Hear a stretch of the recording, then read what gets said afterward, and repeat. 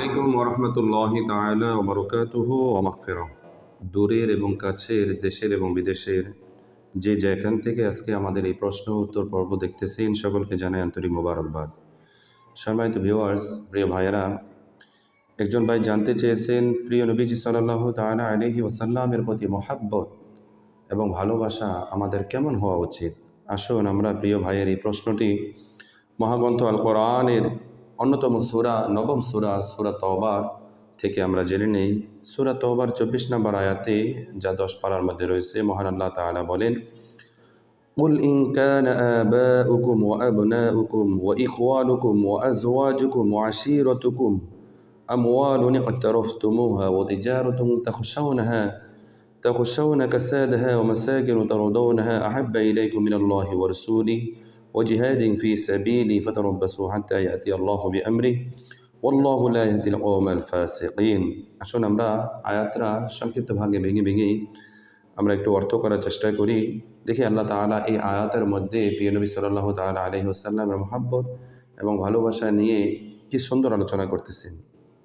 মহান আল্লাহ তাআলা বলেন, উল, হে হাবিব আপনি বলুন, ইং কানা, ইং যদি, কানা তোমাদের হয়, আবাউকুম তোমাদের পিতারা, ওয়া আবনাউকুম এবং তোমাদের সন্তানেরা, ওয়া ইখওয়ানুকুম এবং তোমাদের ভাইয়েরা, ওয়া আজওয়াজুকুম এবং তোমাদের স্ত্রীরা, ওয়া আশিরতুকুম এবং তোমাদের আত্মীয় স্বজন, ওয়া আমওয়ালু তোমাদের ধন সম্পদ, নিকতারফতুমুহা তোমরা যা তোমাদের জীবনে অর্জন করেছো, তিজারতু এবং তোমাদের ব্যবসা বাণিজ্য, তাখশাউনা কাসাদাহা এবং তোমরা মন্দা হয়ে যাওয়ার ভয়ে তোমরা যা নিয়ে আশঙ্কা করো, ভয় করো, ওয়া মাসাকিনু তারদাউনাহা, ওয়া মাসাকিনু এবং তোমাদের বাসস্থানসমূহ, তারদাউনাহা যা তোমরা পছন্দ করো, আহাব্বা। এই যে সম্মানিত ভিউয়ার্স, আপনারা একটু খেয়াল করুন, এই সূরা তওবার 24 নম্বর আয়াতে আল্লাহ তাআলা বলতেছেন আহাব্বা ইলাইকুম। আহাব্বা শব্দের অর্থ হচ্ছে প্রিয়, ভালোবাসা।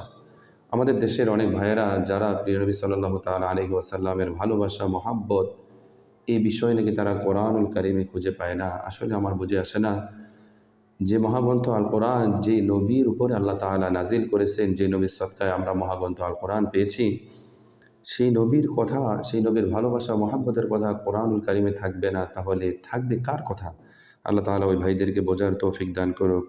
তো সম্মানিত ভিউয়ার্স, আপনারা দেখতেছেন যে মহান আল্লাহ তাআলা বলতেছেন আহাব্বা ইলাইকুম, আহাব্বা প্রিয়, ইলাইকুম তোমাদের নিকট, মিনাল্লাহি আল্লাহ হতে, ও রসুলহি এবং তার রসুল হতে, ওয়া জিহাদি এবং আল্লাহর পথে জিহাদ, ফি সাবিলিল্লাহ আল্লাহর পথে জিহাদ করা, ফাতারাব্বাসু হাত্তা ইয়াতি আল্লাহু বিআমরি আল্লাহ তাআলা বলতেছেন ফাতারাব্বাসু তোমরা অপেক্ষা করো, হাত্তা যতক্ষণ পর্যন্ত, ইয়াতিয়া আল্লাহর পক্ষ থেকে ফয়সালা না আসেন, বিআমরি এবং নির্দেশনা না আসেন। আল্লাহর পক্ষ থেকে তোমরা ফয়সালা আসার জন্য অবশ্যই অবশ্যই অপেক্ষা করো। আল্লাহু লা ইয়াহদিল কওমাল ফাসিকিন আল্লাহ তাআলা সত্য থেকে সম্প্রদায়কে সৎপথ প্রদর্শন কোনোদিন করেন না।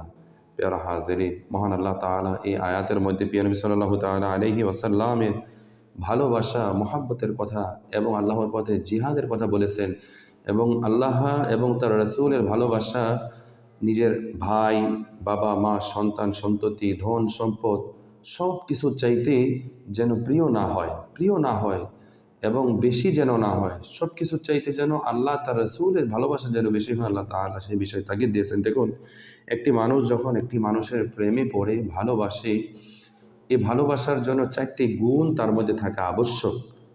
দেখুন সেই 4টি গুণ কি কি। 1 নম্বর হচ্ছে বাহ্যিক সৌন্দর্য, 2 নম্বর হচ্ছে চারিত্রিক গুণাবলী, 3 নম্বর হচ্ছে ইহসান, 4 নম্বর হচ্ছে আতিথ্যতা। দেখুন, পেয়ারা নবীজি সাল্লাল্লাহু তাআলা আলাইহি ওয়াসাল্লামকে আমরা তথা সারা পৃথিবীর মানুষ কেন ভালোবাসে? পৃথিবীর যতগুলো মানুষ আল্লাহর রাসূলকে ভালোবাসে, এই ভালোবাসার পিছনে এই 4টির কোনো না একটি কোনো দিককে তারা বিবেচনা করে আল্লাহর নবীকে ভালোবাসে। আর আল্লাহর নবী, আমার তো মনে হয় পুরো এই 4টি গুণ, যে 4টি গুণের কারণে একটি মানুষ অপর একজন মানুষকে ভালোবাসে, আল্লাহ রসুলের কাছে এই 4টি গুণ বিদ্যমান রয়েছে। সুবহানাল্লাহি ওয়া বিহামদিহি। পেয়ারা হাজিরিন, 1 নম্বর ধরুন বাহ্যিক সৌন্দর্য। পেয়ারা নবীজি সাল্লাল্লাহু তাআলা আলাইহি ওয়াসাল্লামের মতো সৌন্দর্যের মানুষ, এত সুন্দর মানুষ আল্লাহর জমিনে কিয়ামত পর্যন্ত আর কোনো দিন আসবে না, কখনো সম্ভব নয়। আল্লাহ তাআলা যে নবীকে এত সুন্দর করে বানিয়েছেন। আসলে আমরা চারিত্রিক গুণাবলীর কথা যদি বলি, একজন মানুষের চরিত্র দেখেও আমরা তার প্রতি আমরা মহাব্বতে পড়ি। তো একজন দেখুন পেয়ারা হাজিরিন, চারিত্রিক গুণাবলী যদি আমরা খেয়াল করি, আল্লাহ নবীজির চরিত্র সম্পর্কে আল্লাহ তাআলা মহাগ্রন্থ আল কোরআনে বলেন, লাকাদ খালাকনাল ইনসানা ফি আহসানি তাকওয়িম। সুবহানাল্লাহি ওয়া বিহামদিহি। আল্লাহ তাআলা যে নবীর চরিত্রটা সুমহান চরিত্র বলেছেন, যে নবীর চরিত্রটা হচ্ছে উত্তম চরিত্র বলেছেন, ওই নবীর চরিত্র দেখেই তো আমরা ওই নবীজিকে ভালোবাসি। পেয়ারা হাজিল ইহসান, আমার নবী হচ্ছে পৃথিবীর মধ্যে এমন একজন মানব যিনি বাবা থেকে, স্বামী থেকে, এমনকি বিশেষ করে লিডার থেকে শুরু করে যে কোনো বিষয়ে আমার নবীকে আপনি দাঁড় করিয়ে দেন, দেখবেন আমার নবী যে সর্বপ্রথম কাতারের মধ্যেই থাকবে। সুবহানাল্লাহি ওয়া বিহামদিহি। তো এই ইহসান আমার নবীর মতো কেউ, দ্বিতীয় মানুষ আমার নবীর মতো আর কেউ করেনি। আত্মীয়তা, আমার নবী আত্মীয়তাকে মহাব্বত করতেন, ভালোবাসতেন, অতিথিদেরকে মূল্যায়ন করতেন, ভালোবাসতেন। তো এই 4টি গুণ দেখে যদি আমরা কাউকে ভালোবাসি, তাহলে আমার নবী ছাড়া আর কে আছে? সুবহানাল্লাহি ওয়া বিহামদিহি। দেখুন পিয়ারা নবীজি সাল্লাল্লাহু তাআলা আলাইহি ওয়াসাল্লামের হাদিস শরীফের দিকে যদি আমরা তাকাই, মহাগ্রন্থ আল কোরআনের পরে যার অবস্থান সেটা হচ্ছে বুখারী শরীফ। আমাদের দেশের অনেক ভাইয়েরা রয়েছেন যারা বুখারী শরীফ ছাড়া আর কিছুই বোঝেন না, তাদের জন্য বলতেছি। বুখারী শরীফের 2য় খণ্ড 911 পৃষ্ঠা এবং মুসলিম শরীফ 2য় খণ্ড 331 পৃষ্ঠার মধ্যে একটি হাদিস শরীফ আমার নবীজির প্রিয় সাহাবী হযরত আনাস রাদিয়াল্লাহু তাআলা আনহু থেকে বর্ণিত। তিনি বলতেছেন, আন্না রাজুলান ক্বালা ইয়া রাসূলুল্লাহ সাল্লাল্লাহু তাআলা আলাইহি ওয়াসাল্লাম, একজন ব্যক্তি প্রিয় নবী সাল্লাল্লাহু তাআলা আলাইহি ওয়াসাল্লামের নিকট এসে বলতেছে, মাতা সাআ, হুজুর কিয়ামত কখন অনুষ্ঠিত হবে? আমার নবীজি বলতেছেন, ক্বালা ওয়াইলাকা ওয়া মা আ'দাদতা লাহা, হে প্রিয় সাহাবী, কিয়ামতের জন্য তুমি কি প্রিপারেশন নিয়েছো? আমার নবীজির এই কথার জবাবে ওই সাহাবী বলতেছে, ক্বালা মা আ'দাদতু লাহা, ইয়া রাসূলুল্লাহ, কিয়ামতের জন্য আমার কোনো প্রিপারেশন নাই।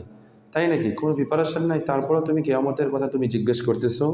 ওই সাহাবী বলতেছেন, ইয়া রাসূলুল্লাহ, আমার প্রিপারেশন নাই ঠিক আছে, কিন্তু তারপরও ইল্লা ইন্নী উহিব্বুল্লাহ ওয়া রাসূলুহু, কিন্তু আমি আল্লাহ তার রাসূলকে আমি ভালোবাসি। সুবহানাল্লাহি ওয়া বিহামদিহি। আমার নবীজি এই কথা শোনার পরে নবীজি বলতেছেন, ক্বালা আনতা মা'a মান আহবাবতা, যে যাকে ভালোবাসে তার সাথেই তার হাসর হবে।